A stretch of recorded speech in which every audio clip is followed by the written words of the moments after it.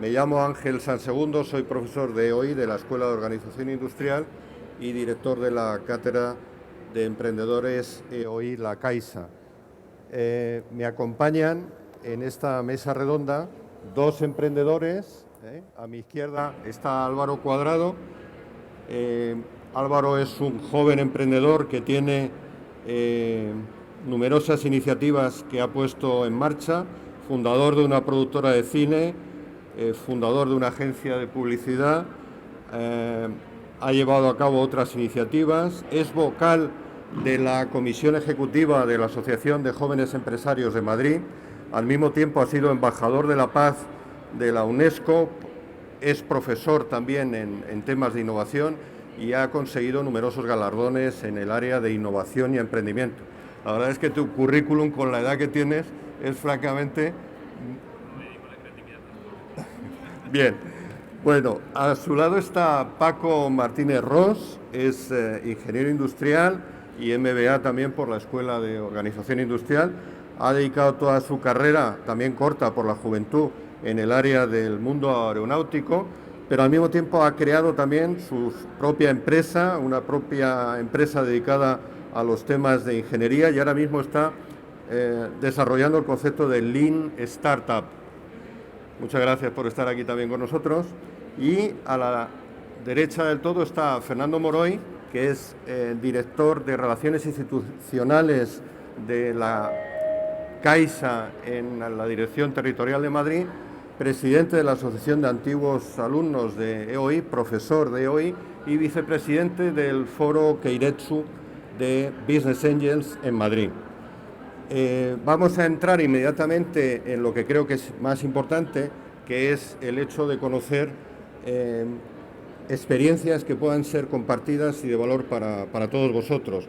Mientras tanto, en 2 minutos quería presentar la misión de esta cátedra, que lo que trata es de integrar los conocimientos y la experiencia de la Escuela de Organización Industrial durante más de 20 años, dedicados a la formación de más de 30.000 emprendedores, alumnos emprendedores que crearon cerca de 5.000 empresas en estos 20 años, con la propia capacidad de creación de valor de los emprendedores. Queremos desarrollar el concepto de pasión por emprender. Hace falta tener pasión por emprender para llevar a cabo proyectos que son cada vez más complejos. Los proyectos han dejado de ser muy sencillos. Con poco dinero en un garaje se podía montar una firma. Hoy en día, sinceramente, creo que eso cada vez es más complejo, pero también cada vez hay más ayudas, y en este contexto paradójico, desgraciadamente, tenemos una posición en cuanto a iniciativa emprendedora que está un 30% por debajo de la media de Europa y está al nivel de la que teníamos en el año 2000. Luego algo debe estar pasando para que, a pesar de tantas ayudas y a pesar de hablar todos, políticos, hombres de negocio, del fomento de la emprendeduría, estemos en una situación tan débil. Con este fin nace la cátedra. Lo que tratamos es de seguir el proceso dentro de un programa también más amplio que se llama Emprende Hoy, del que hay información en la casa. Queremos conseguir mejores proyectos con mejores tasas de éxito. Queremos tener también emprendedores más preparados. Queremos tener también la receptividad de la sociedad al concepto de emprendedor, que no atraviesa, desgraciadamente, a pesar de la bonanza de todos los que hablamos de emprendedores, desgraciadamente el emprendedor no es alguien que esté bien visto en la sociedad. Es una persona que interesa tener, pero que no es parte esencial de la cultura de nuestros agentes socioeconómicos, ¿no? Entonces, en este sentido, queremos crear un espacio de intercambio con emprendedores y ecosistemas. Queremos difundir valores, fundamentalmente valores y competencias del emprendedor. Queremos estudiar este proceso de emprendeduría que cada vez, como decía antes, es más complejo. Queremos propiciar intercambios entre emprendedores y queremos catalizar las relaciones con los inversores. Este es un poco el contexto en el que se desarrolla esta mesa, a la que me uno ahora en este momento. No sé cómo se quita esto. Si queréis quitar esta parte. Muy bien, entonces, queridos amigos, Álvaro, tu experiencia en unas pinceladas, cuestiones a compartir. Muy brevemente. ¿Se me escucha? ¿Se me escucha bien? Bueno, siempre cuando hablo de emprendimiento hablo de mi experiencia y de cómo empecé, ¿no? Cómo me di cuenta de lo que quería. Y la verdad que siempre cuento esta historia, y es que con 6 años me preguntaron qué quería ser de mayor. Y yo pues me gustaban las ballenas y dije, pues quiero ser de Greenpeace. Salvaban las ballenas, con lo cual era lógico. Unos años después, con 10 años, me volvieron a preguntar qué quería ser de mayor, y porque me habían pillado mis padres haciendo zapping en la tele buscando anuncios, quitando los programas para ver aquellas historias de 30 segundos que me apasionaban. Y me volvieron a preguntar, oye Álvaro, ¿qué quieres ser de mayor? Seguía con lo de Greenpeace en la cabeza, pero quería ser publicista sin saber que se llamaba así esta profesión. El caso es que 5 años después, con 15 años, había ganado una beca a través del guión de un cortometraje para ir a Sudamérica, y me volvieron a preguntar, oye Álvaro, ¿qué quieres ser de mayor? Seguía con lo de Greenpeace en la cabeza, seguía con lo de la agencia de publicidad o ser publicista en la cabeza, pero ahora dije, quiero ser director de cine, productor. El caso es que, bueno, gracias al emprendimiento monté mi productora de cine, que era lo que quería ser cuando tenía 15 años. Tiempo después monté mi agencia de publicidad, que era lo que quería ser cuando tenía 10 años. Y es que ahora, además, entre nuestros clientes tenemos a Greenpeace, que es lo que quería tener cuando tenía 6 años. Con lo cual, lo que quiero decir es que la filosofía que he tenido en el emprendimiento siempre ha sido con la de no conformarme con soñar mis sueños y sí vivirlos. ¿Qué es lo malo? Que en muchas ocasiones puse más corazón que números. Y sobre todo los inicios, daros cuenta que yo empecé con 19 años, fueron bastante complicados. O sea, pues 3.000 euros que tenía ahorrados, yo trabajaba como actor. Entonces los primeros años fue intentar no cerrar la empresa más allá que de crecer. Con lo cual, bueno, hasta que conseguí estabilidad y conseguí que los números y mi corazón fueran a la par con mis pasiones, pues fueron unos años complicados. Y ese fue seguramente mi primer fracaso. Y ahora, bueno, gracias al emprendimiento soy una persona feliz, y invito a los compañeros a que sigan hablando sus experiencias y poder dialogar ahora en la mesa. Muy bien, Paco. Pues yo, bueno, de forma similar a Álvaro, el tema del emprendimiento lo llevo como desde pequeño. Yo creo que soy ingeniero porque en un momento determinado era como la profesión que más se adecuaba un poco al hacer, crear cosas. A lo largo del tiempo empiezas a trabajar un poco en esto de la ingeniería y te das cuenta que en realidad estás trabajando siguiendo una serie de métodos para unas personas, y en cierto modo no estás conforme con eso, no estás conforme, no estás a gusto, y dices, bueno, ¿por qué no voy a dar ese salto, ¿no? ¿Por qué no voy a crear? Pues eso, voy a darle sentido, voy a hacerlo como yo creo que se puede hacer. Y ahora me considero no tanto un emprendedor en serie, sino más bien casi en paralelo. Es un proyecto, tiene sentido, vamos a implementarlo, vamos a probar, vamos a asumir que nos podemos equivocar, y bueno, al final es un poco como Winston Churchill dijo, el éxito es ir de fracaso en fracaso sin desesperarse. Muy bien. Fernando, tú que ves a tantos emprendedores, ¿cómo los ves? Bueno, yo por hacer un primer marco un poco, no sé si un poco más conceptual, ¿no? No tan experiencial como el de ellos, yo creo que hay dos aspectos críticos, ¿no? En esto, ¿no? Dos aspectos críticos, ¿no? Para mí el primero es el equipo, los socios, los emprendedores. Esto es un debate interminable, pero yo creo que es excepcionalmente importante, ¿no?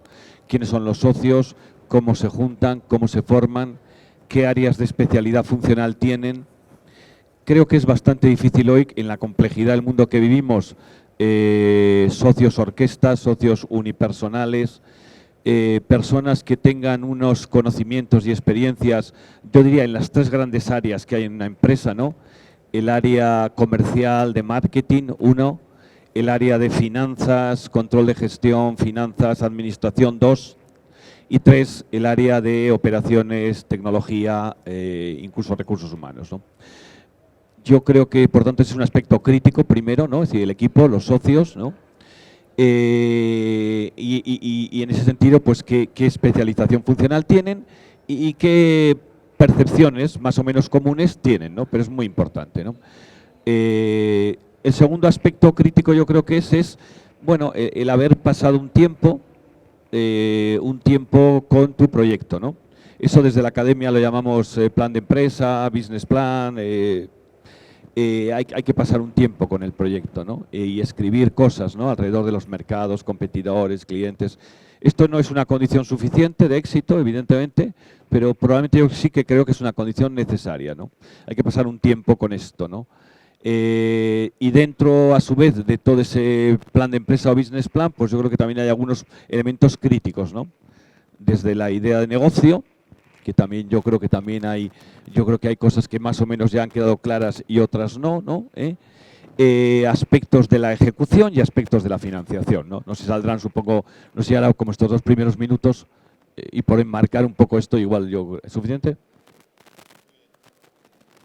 Por tanto, una situación en la que hay un ciclo, una idea, un desarrollo de la idea a través del plan, un arranque de esa empresa y una consolidación. Son las 4 grandes etapas del proyecto. Idea, ¿crees que tenemos problemas de ideas? Hombre, Álvaro. Creo que la idea en sí creo que no es nada. Yo siempre he dicho que no hay ideas buenas y ideas malas. Están las ideas que se hacen y las que no se hacen. Y luego de las que se hacen, las que triunfan y las que no triunfan. Porque yo he visto muchas ideas muy buenas fracasar y muchas ideas muy malas tenemos problemas de audio, y muchas ideas muy malas que salen adelante. Con lo cual, esa es la nota. Da igual la cantidad de ideas que tengamos, lo importante es cuáles llevamos a cabo. Para mí las ideas son como... O sea, están ahí. Muchas veces hablando con algún emprendedor, de repente dicen, no, mira, es que no te lo puedo contar todo, ¿vale? Porque, o sea, tengo miedo que me lo copian. Entonces, bueno, a ver, si hay 6.000 millones de personas en el planeta, supongamos que hay un 1% que se dedica a emprender, en realidad son 60 millones de personas todo el día pensando en nuevas ideas. Teniendo en cuenta que, pues, más o menos tenemos unas experiencias similares, ten por seguro que esa idea que has tenido ya la ha tenido alguien antes. En realidad el valor que se le va a aportar en todo esto es cómo lo vas a hacer, cómo lo vas a llevar a la práctica. No faltan ideas, faltan más acciones que otra cosa. Por tanto, Fernando, ¿tú crees que la idea tiene que ser súper novedosa? Porque es otra de los tópicos, ¿no? Eso ya existe, ¿no? Y entonces hay gente que se desanima porque ya existe, cuando lo que puede haber es precisamente una reformulación de la idea, ¿no? Sí, yo creo lo mismo que yo creo que hay un libro muy interesante, ¿no? Que se llama Empresas que sobresalen, de Jim Collins. Un hombre que yo creo que ha estudiado un poco las empresas, los emprendedores que han sobresalido en los últimos años, ¿no? Y yo creo que hay una cosa que parece que queda también probada empíricamente, ¿no? Yo creo que para tener buenas ideas hay que tener muchas ideas, y para tener muchas ideas hay que tener inductores de esas ideas, ¿no? Entonces, al final, Collins dice que, y parece lógico, que las ideas se inducen sobre ámbitos que te son próximos, ¿no? Sobre ámbitos que te son muy ajenos, por experiencia personal o profesional, pues es más difícil tener que se te induzcan ideas y que alguna de esas sea buena, ¿no? Entonces, ya veremos qué es una idea buena, ¿no? O qué podría ser, ¿no? Por tanto, yo creo que es importante ir a buscar en ámbitos que a uno le son o le han sido más próximos, o le son algo próximos, ¿no? Y luego lo segundo es lo que dice Ángel. Yo no creo que haya cojo ideas, no creo que haya cosas en las que es la primera vez que vamos a pensar en algo que no ha pensado nadie. Yo creo que tampoco va de eso la película. Creo que va de pensarlo, de hacerlo de forma diferente, entre paréntesis, mejor que alguien. No sé, me estoy acordando de una empresa reciente en la que incluso nosotros tenemos tomada una pequeña participación. Es un éxito muy mediático, por tanto, conocida por todos, ¿no? No sé, Privalia, por ejemplo, ¿no? Pues que la conoce todo el mundo, ¿no? Privalia es una forma de hacer algo muy antiguo de una forma un poco diferente, ¿no? O introduciendo la tecnología, introduciendo el delivery de una forma un poco especial. Luego, por tanto, yo creo que no es tanto la búsqueda de la cojo idea, que que no creo que eso sea, no va, sino de hacerlo de forma diferente, entre paréntesis, mejor. Diferente tiene que ser mejor, por algún parámetro, ¿no? A veces hacerlo mejor puede hacerse por parámetros, no por un único parámetro, ¿no? A veces pensamos que hacerlo mejor es exclusivamente hacerlo en términos de precio, no exclusivamente, ¿no? Por tanto, seguramente estamos de acuerdo en que no es necesario tener un proyecto químicamente puro, con un montón de I+D detrás, que si lo tenemos mejor, pero que precisamente una idea que sintonice con el mercado y que tenga valor intrínseco y que sea diferencial, en sí misma es valiosa para cualquier inversor, ¿no? Luego, entonces, si en las ideas no tenemos los problemas están en la siguiente fase, en la fase de planeamiento, en la fase de desarrollo de esa idea, quizá. Yo creo que hay un problema ya casi educacional de falta de hábito para emprender. ¿Sabes? Yo vengo ahora de dar unas conferencias en Guatemala y pues cuando al público le pregunto, oye, los que hay aquí, ¿cuántos quieren emprender? Y me llama la atención porque todos levantan la mano. Luego me dicen los problemas que tienen, pero si esa misma pregunta la hago ahora, de los que hay aquí, ¿cuántos quieren emprender? Levanten la mano. 1, 2, 3, 4, 5, 6, 7, 8. Y sois muchísimos. Y estáis aquí porque tenéis ganas de emprender. Pues esta es la diferencia. Tenéis que pensar el resto por qué no tenéis ganas de emprender. O a lo mejor porque hay clichés, que se va el empresario como de la revolución industrial, como un gran magnate y pensáis que no queréis asumir eso, que lo veis imposible, que nos movemos en una sociedad española del imposible, del no sé, de las excusas, con lo cual creo que hay un problema educacional que en la base. Y luego muchos para consolidar los negocios. Yo creo que hay un punto intermedio entre la generación de la propia idea y la puesta en marcha. O sea, hay un punto en el cual tu idea tiene que tener sentido ahora y tal vez dentro de 15 o 20 años. No creas la empresa para que funcione ahora, sino que creas una empresa para que persista y perdure en el tiempo, ¿no? Y que sea como una base para generar otras nuevas ideas. Yo muchos de los proyectos que he visto tienen sentido en el plazo inmediato, o sea, en el ahora. No tienen tanto sentido en, vale, viendo cómo está el mundo, viendo cómo está evolucionando, ¿las cosas se tienen que hacer así necesariamente en el futuro? Tal vez no. ¿Tu modelo de negocio se va a mantener? Posiblemente no. Falta en bastantes de los proyectos que he visto, falta esa adecuación al tiempo.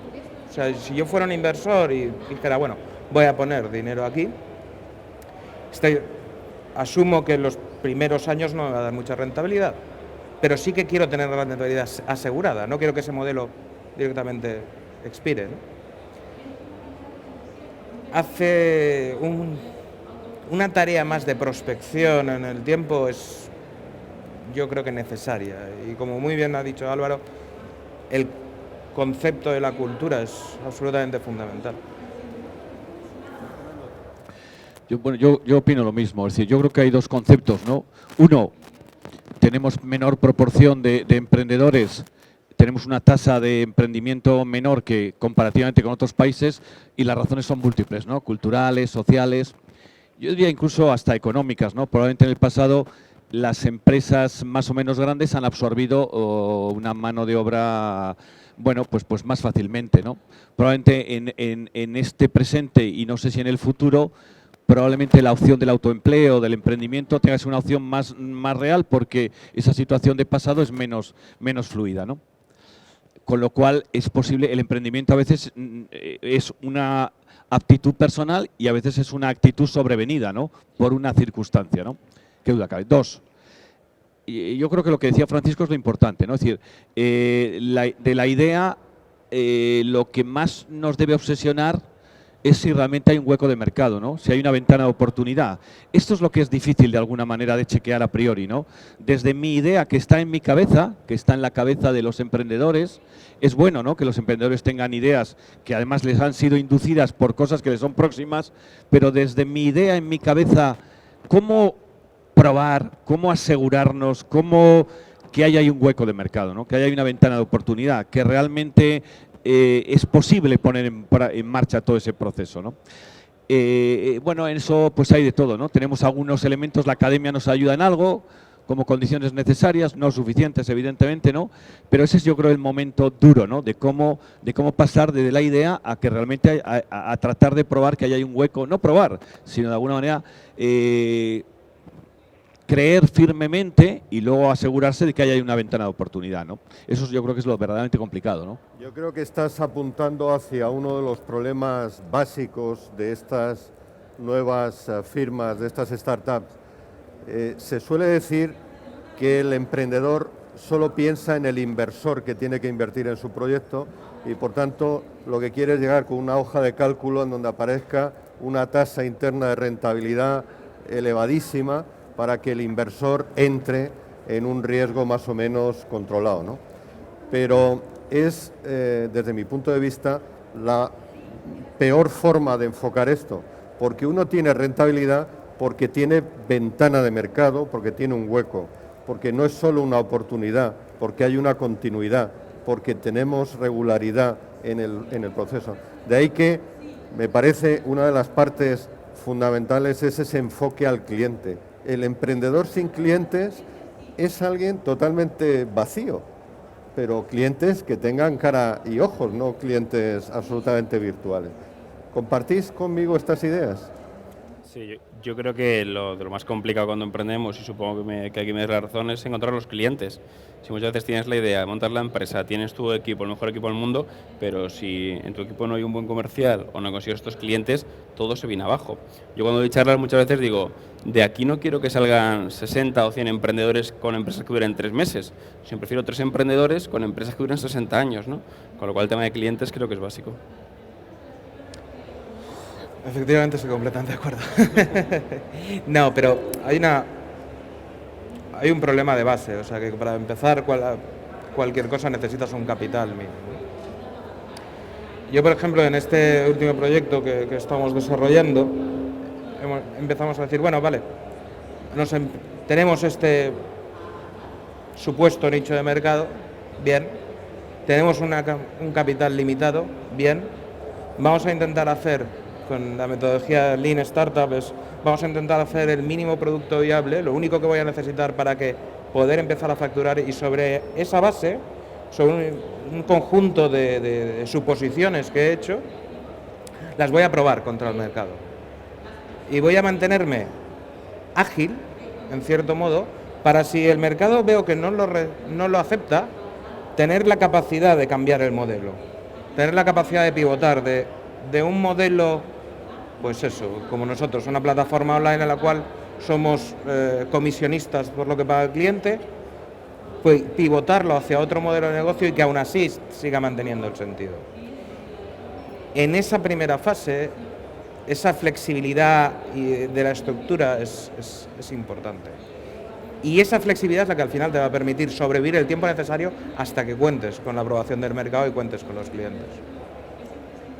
¿No creéis que las nuevas tecnologías que aproximan este tipo de proyectos a los clientes también nos alejan de ellos? Porque no le vemos la cara y los ojos. A través de un portal, a través de una actividad comisionista, como tú decías, realmente no sabemos, podemos tener índices de satisfacción, podemos tener un feedback y tal, pero esa relación química entre emprendedor, cliente, que le ayuda al emprendedor a ver dónde se ha equivocado, a redireccionar, es algo que se ha automatizado, se ha convertido en una relación muy fría y quizá también se ha enfriado la personalidad del emprendedor en sí mismo, ¿no? En nuestro caso tenemos una agencia de publicidad que es Sub28, que uno de los departamentos más grandes es marketing online precisamente. Y siempre hemos intentado para nuestros clientes, que era evidente que lo podíamos alejar con el tema online o aplicar una frialdad tecnológica, el que vivan la experiencia con el cliente, el invitarles, el poner cara. E incluso nosotros en nuestra propia agencia, los martes, por ejemplo, presentamos a alguien del equipo, sacamos su foto, hablamos curiosidades de cosas que viven ellos en la agencia. Intentamos ponerle cara a todo lo que hacemos. En nuestros perfiles muchas veces hay varios administradores y cuando hablan, aunque sea un perfil corporativo, soy 28, dice Rosa 2 puntos, dice, y lo que dice, ¿no? Intentamos derribar esa barrera y creo que ahora mismo intentamos ser bastante diferencial, ¿no? También la aplicación del audiovisual y ver caras y ver, ¿sabes? Creo que ayuda muchísimo. Pero vamos, sí que corremos el riesgo de que quede al final que parezca que es un foro donde se van comentando cosas y te va contestando un robot. Hay que, o sea, cuando uno monta una startup de base online, digamos, no parte con 100 millones de usuarios, parte con 0. Y partir con 0 con una mentalidad de que, bueno, vas a trabajar con 100 millones de usuarios es un error, porque es que tienes 0 usuarios. Hay que buscar el usuario, hay que buscar cada uno de los usuarios, hay que trabajarse el usuario para que vaya a tu plataforma, para que la visite, para que la conozca, para que incorporarlo al proceso de mejora. Porque no partes con 100 millones. O sea, ignorar al usuario porque es una plataforma online es, para mí, uno de los grandes errores en estos momentos. ¿Llamarle usuario no supone degradar un poco la palabra cliente? Yo me refiero a usuario, está el usuario y está el cliente, claro. Yo me refiero al usuario como aquella persona que visita el marketplace, o sea, interacciona. Pero visitar es una interpretación muy positiva, porque usuario, con el diccionario de la Real Academia, es alguien que usa algo, ¿no? Efectivamente, esa es un poco la interpretación que yo hago. Puede ser mi cliente en el caso de que compre, pero en cualquier caso me tengo que preocupar que la experiencia con esa interfaz sea lo más agradable posible, que compre o no se vaya un poco satisfecho de lo que he visto, con una buena sensación. Y Fernando, cuando hay que tomar participaciones, porque tú estás analizando muchos proyectos, al final 2 o 3 rasgos fundamentales, has citado antes el equipo, pero en el proyecto, ¿en qué os fijáis? Yo creo que antes hay una cosa que tal vez no he dicho, que para mí es capital. Es una obviedad, pero a veces las obviedades son...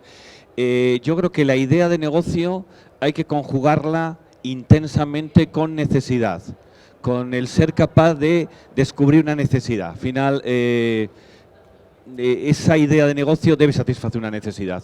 Primero hay que tener la capacidad de descubrirla y luego de alguna manera de detectarla, ver cuán de grande es esa necesidad y si realmente los potenciales clientes, usuarios que van a satisfacer esa necesidad van a ser capaces de hacerlo rentablemente, ¿no? Pero yo creo que lo importante de la palabra es la necesidad, ¿no? Descubrir la necesidad de esos clientes, ¿no? 2, yo creo que esa necesidad hay que chequearla constantemente con ellos. Yo creo que esto también es otra obviedad, pero es muy importante desde mi punto de vista. Preguntar, ¿no? Es decir, constantemente preguntar a tus targets, a tus clientes, ¿no? Las academias también tienen alguna herramienta, de alguna manera, para procedimentar esto, ¿no? Yo creo que hay que estar constantemente preguntando, porque además nos van a ayudar a construir la propuesta de valor. Porque si hemos identificado la necesidad de unos clientes potenciales, estos clientes potenciales nos van a ayudar a construir luego la propuesta de valor, ¿no? Luego, por tanto, yo creo que hay que constantemente preguntar, ¿no? Y ver luego si esa necesidad, si esa propuesta de valor que vamos a construir se adecúa a su necesidad, a ese precio. Otro factor yo creo que importante, pero está muy relacionado en definitiva con eso, porque necesidad es equivalente a mercado, ¿no? A tamaño de mercado. Hay mercado, hay tamaño de mercado. Este equipo, este proyecto de emprendimiento puede crecer, tiene capacidad de escalar o tiene un foco muy local. Ese es otro elemento importante, ¿no? La escalabilidad del proyecto, ¿no? Hay proyectos que pueden escalar más, que pueden crecer más, y hay proyectos que lógicamente tienen un foco mucho más, bueno, pues más, yo diría más pequeño, ¿no? Entonces yo creo que es otro aspecto importante, ¿no? El equipo, la necesidad que cubre vinculada al tamaño de mercado, la escalabilidad del proyecto. Luego puede haber elementos de financiación y demás, ¿no? Muy bien. Estamos ya arrancando, ya hemos terminado un proyecto, el proyecto ha pasado todos los filtros, está de acuerdo con el mercado, con las tendencias, el riesgo está acotado, hay un equipo razonable y hay gente que está dispuesta a invertir. Vamos a la tercera etapa, que es la del arranque. Y en el arranque hay un fantasma que es el fracaso. El fracaso. Hasta ahora hemos tenido conversaciones de salón y ya comprometiendo desembolsos ya empiezan a aparecer cuestiones ya más serias, ¿no? Vaya por delante que hablar del fracaso en España es prácticamente un tema tabú. Adelanto que como emprendedor en 3 ocasiones he fracasado, pero también era muy sencillo el analizar por qué, y no me cuesta nada reconocerlo. En todas ellas fue un grupo de amiguetes que queríamos montar algo que habíamos desarrollado en una charla de café, a los postres, con los chupitos. Entonces ahí somos mucho más creativos y las ideas fluyen. En la otra, y por tanto, pues era una idea que no estaba verificada.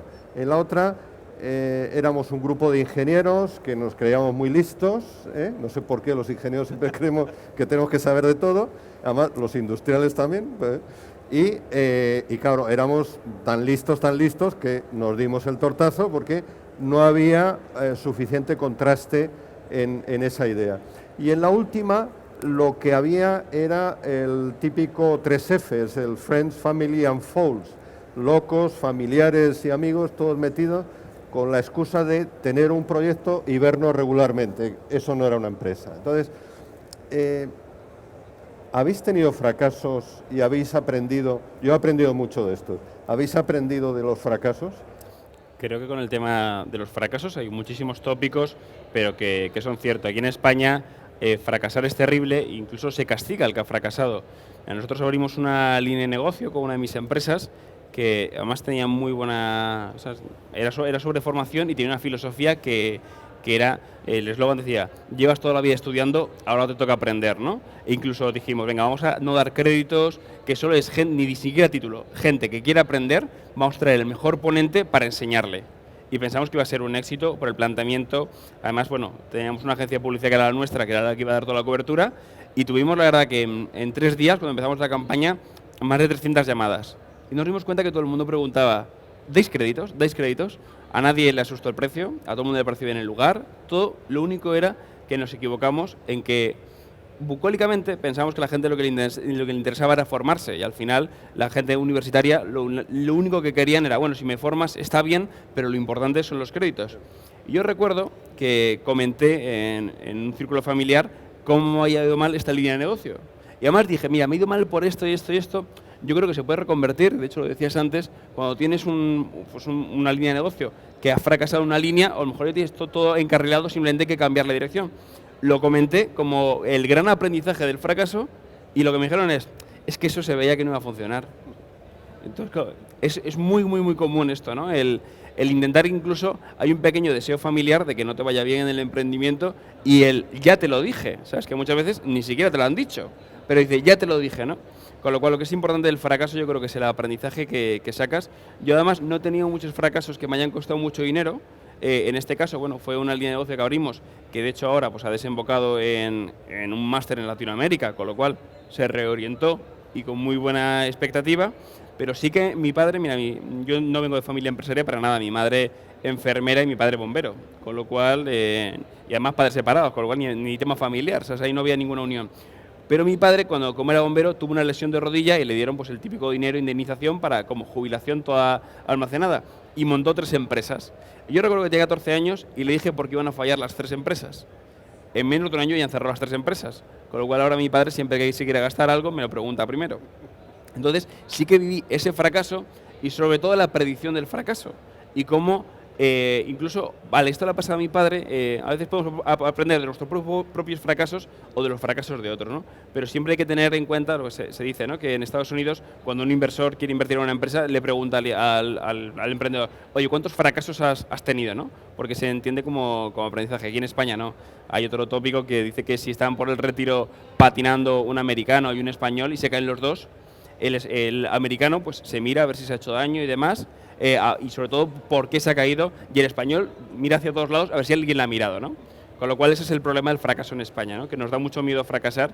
Incluso alguna vez que he emprendido alguna cosa, pienso, bueno, a ver si fracaso con esta y me saco un aprendizaje, ¿no?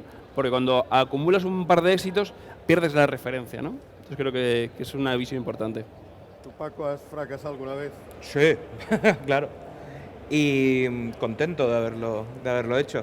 Para mí, hay una gradación en la palabra. O sea, el fracaso yo lo entiendo como se acabó, no hay más, no hay ninguna posibilidad. Yo lo llamo más bien fallo. O sea, vale, me he equivocado en esto, vale, ¿qué voy a hacer para rectificar? Y voy a intentar, y si tengo que cerrar y la solución es cerrar, se cierra, ya está, no pasa nada. Al final, mientras no le debas dinero a nadie, no fastidies a nadie, no hay problema, ¿no? En el emprendimiento el fracaso existe, o el fallo existe, cerrar. O sea, empezar una cosa y decir, vale, esto no funciona, vamos a empezar de nuevo con otra cosa. Existe y va a existir siempre, y mientras... Bueno, hay que relativizar la importancia de ese fracaso, porque valoración negativa tiene poca, objetivamente hablando.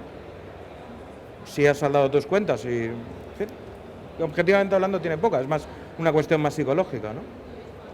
Pero objetivamente hablando tiene muchos más beneficios, porque si te paras a analizar qué es lo que te has equivocado, qué es lo que puedes haber hecho de otra forma, la próxima vez no lo vas a hacer igual. Yo cuando abrí la empresa de ingeniería, que era como muy simple el tema, hay un cliente, hay un proveedor, entre medio y intermediario, pues bypassemos al intermediario, nos lo quitamos de encima, lo más simple del mundo. Y mi asunción era, bueno, vale, si yo soy más barato que este intermediario, si los profesionales que vamos a trabajar en esto somos curricularmente mejores, en fin, más bueno, más bonito, más barato, técnicamente, desde mi punto de vista técnico y de precio, el cliente lo va a querer. Esto está hecho. Y te das cuenta que no has tenido para nada en cuenta quién es el decisor de la compra, que básicamente no es el responsable técnico que te va a contratar, sino tal vez es el responsable de calidad o el de compras el que te va a contratar, que de repente empiezas ya de, bueno, este modelo no funciona, ya está, no pasa nada. Vamos a pivotar el modelo y vamos a empezar otra vez de nuevo, ¿no? El fracaso, el fallo, el error, la equivocación, lo que sea, es necesaria para el aprendizaje. ¿Y cómo se ve, Fernando, desde el punto de vista de los inversores, a los fracasados, entre comillas, o a los que cometen fallos? Yo creo que, como han dicho ellos, muy bien, ¿no? Hombre, yo creo que, y esto ha salido, yo creo que, y esto también la academia nos habla de dos variables, ¿no? Una es la frecuencia y otra es la intensidad, ¿no? Es decir, el concepto fracaso llevado a una intensidad máxima que signifique cerrar y con el grado de arriesgar recursos financieros es duro, ¿no? Que dura cabe que esto pues es muy duro, ¿no? Ese es el máximo nivel de intensidad del error, ¿no? Eso es duro, sobre todo cuando uno ha comprometido recursos financieros, que los habrá hecho seguro, los habrá comprometido en mayor o menor medida, ¿no? Los errores de menor intensidad y de frecuencia, aunque sean de frecuencia y de menor intensidad, yo creo que son muy sanos, pedagógicamente son muy sanos, ¿no? De hecho, todos los días cometemos, creo que en nuestra vida, ¿no? Cometemos múltiples errores. Incluso los sajones, la palabra fracaso en castellano yo creo que es muy intensa, ¿no? Y tiene connotaciones muy negativas, ¿no? Yo creo que utilizan más la palabra error, ¿no? Error significa prueba y error en nuestra actitud frente al mercado, debe ser frecuente, ¿no? Es decir, de cosas que funcionan y cosas que no funcionan, ¿no? Hay que procurar que la intensidad del error sea baja y la frecuencia no sea muy alta, pero en cualquier caso se valora eso positivamente, ¿no? Que es como una experimentación. Si uno tiene heridas, entre comillas, no sé, si uno ha estado en un barco en más momentos de tormenta, razonablemente, bueno, pues nos da más confianza en la próxima travesía con él, ¿no? Y cuando venga una tormenta, dice, bueno, este ha estado en alguna tormenta anterior, ¿no? Muy bien, vamos a tratar de desarrollar ese enfoque hacia el cliente que decíamos antes. Hemos visto que antes ha habido algunas manos que se han levantado porque son emprendedores o quieren ser emprendedores. Algunos consejos, resumen para aquellos que están a punto de poner en marcha algún proyecto que consideréis que son de gran importancia por la propia experiencia vivida. Hombre, yo creo que sobre todo antes de empezar con el proyecto y cuando está en idea, siempre nos ponemos como un objetivo a medio a largo plazo. En 6 meses voy a hacer esto. Y eso es importante, pero sobre todo lo importante es la combinación con el corto plazo. Es qué voy a hacer mañana, qué voy a hacer hoy por la mañana, qué voy a hacer esta tarde. Porque si siempre piensas lo que voy a hacer dentro de 6 meses, pasan 6 meses y sigues diciendo lo que vas a hacer dentro de 6 meses.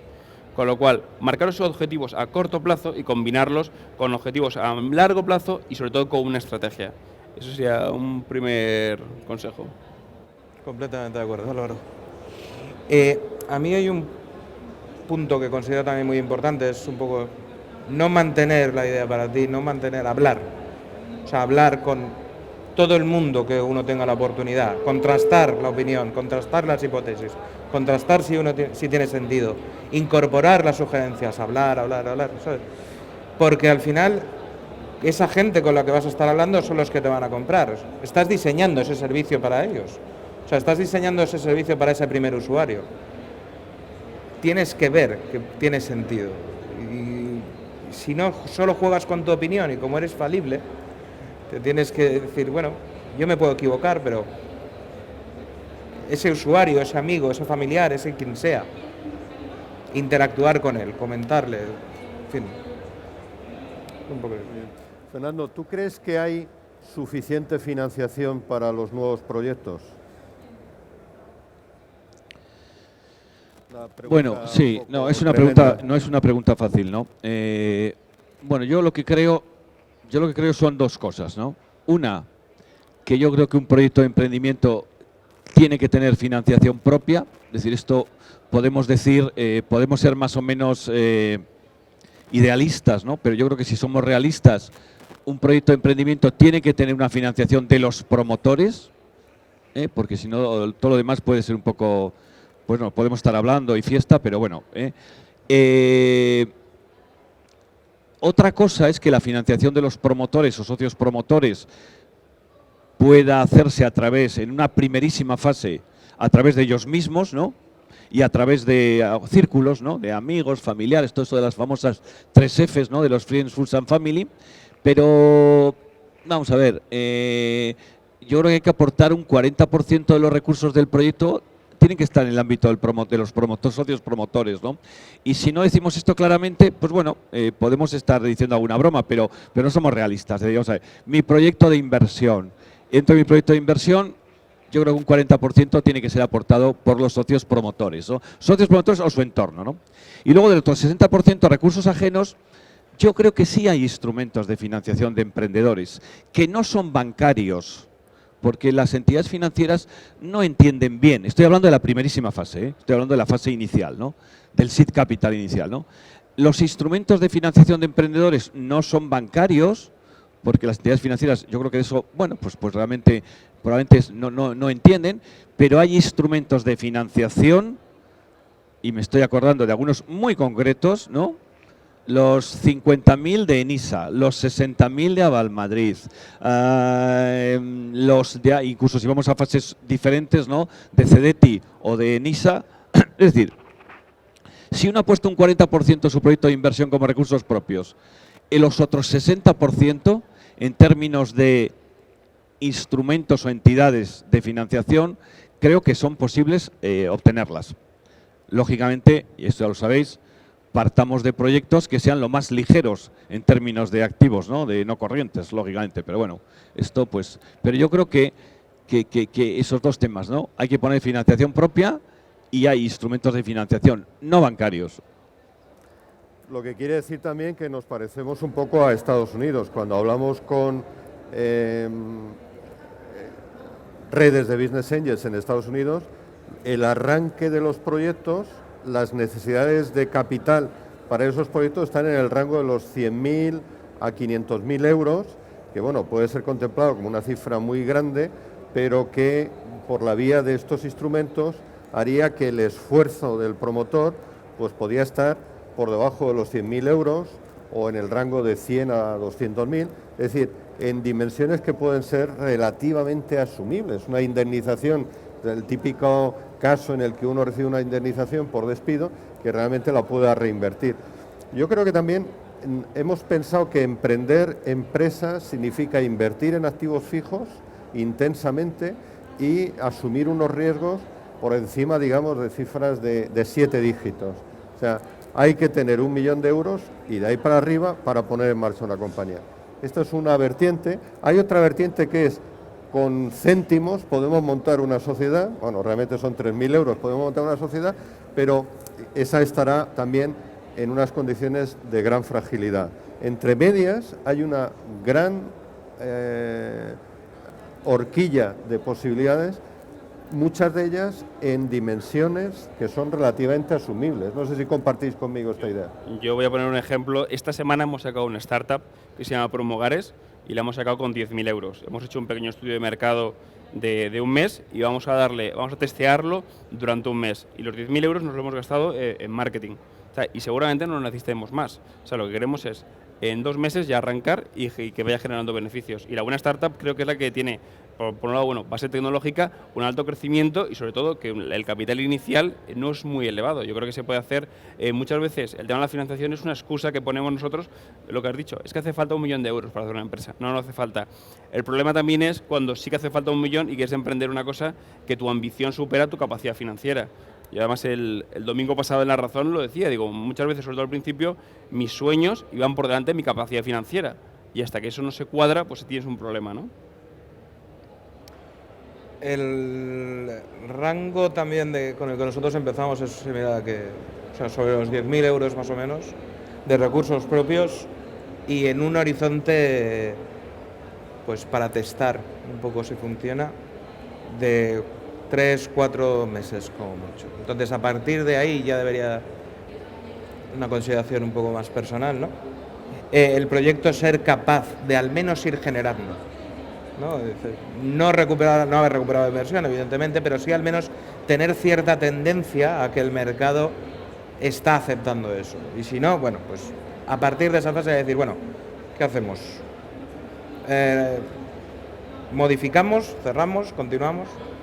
Y también, bueno, yo añadiría que todo depende de lo que hagas en esos 2 o 3 meses, porque puedes no hacer nada. ¿Sabes? Contaba John Ford, el de Ford, que tuvo 40 años con el segundo a bordo y cuando decidió dejar la empresa, poner un nuevo presidente, puso de presidente a alguien que llevaba 2 años.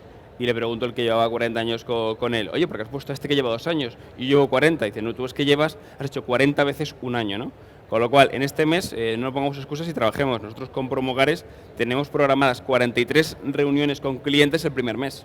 Si tienes una reunión al mes, ya te digo yo, a lo mejor tardas 43 meses, ¿no? Con lo cual, y sobre todo lo que decías antes, que me pareció muy interesante, que es, si una línea no funciona, que creo que es una cosa que se tiene que quedar la gente que ha venido hoy, buscar la forma de reorientarlo, porque nosotros Promogares, por ejemplo, sabemos perfectamente lo que vamos a hacer si no funciona la línea que le hemos dado. O sea, ya estamos preparados para un posible fracaso. Yo creo que es importante. El plan de contingencias. Fernando, ¿alguna conclusión final? Porque tenemos que terminar. De inversión. En general, sobre el espíritu emprendedor.